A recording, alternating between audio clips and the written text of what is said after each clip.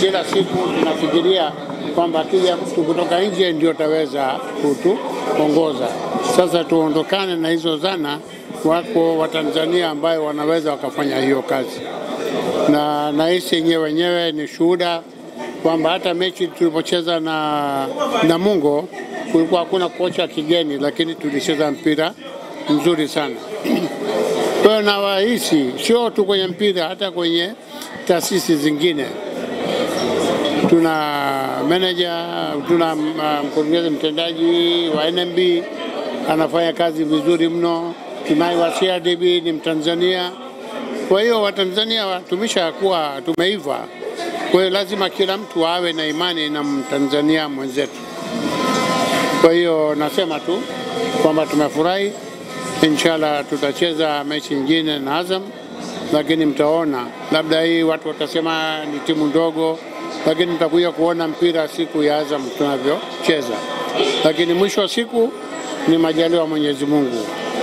Kwa matokeo umeyapata sasa chini ya Suleiman Matola, kuna haja ya kuaminiwa sasa kuwa kocha mkuu? Mimi binafsi ningesema namwamini, lakini sio timu yangu. Tuna bodi, kama wenzetu watarizika basi tutaendelea nao. Kwa hiyo nategemea, ingawa ataongea nao kwamba tumwamini ili aweze kutuonesha. Na mara nyingi sana mtakumbuka hata mwaka jana au mwaka juzi, wakati kocha aliondoka Robotino akabakia Mgunda, tukamchukua Mgunda, lakini Mgunda naye alifanya mambo Messi sehemu za ajabu, lakini akaonesha kwamba na yeye ana uwezo mkubwa wa kuweza kuifundisha timu.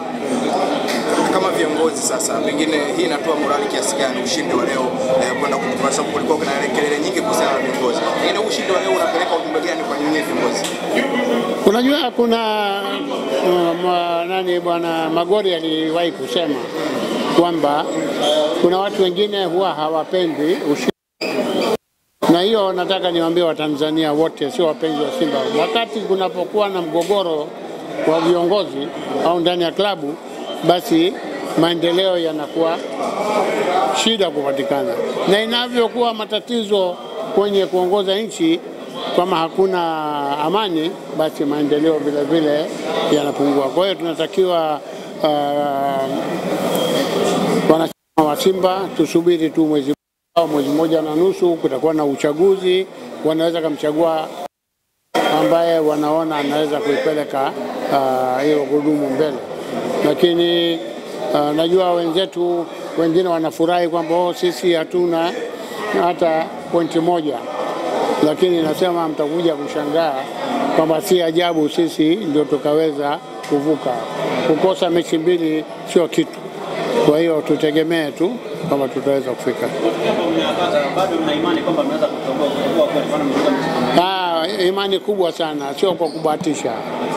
Na nyinyi wenyewe mtakuja kusema tuna timu nzuri na tulicheza vizuri. Siku zile mbili zilikuwa hakuna bahati ya kuweza kushinda, lakini kila mtu aliangalia mpira, mliona.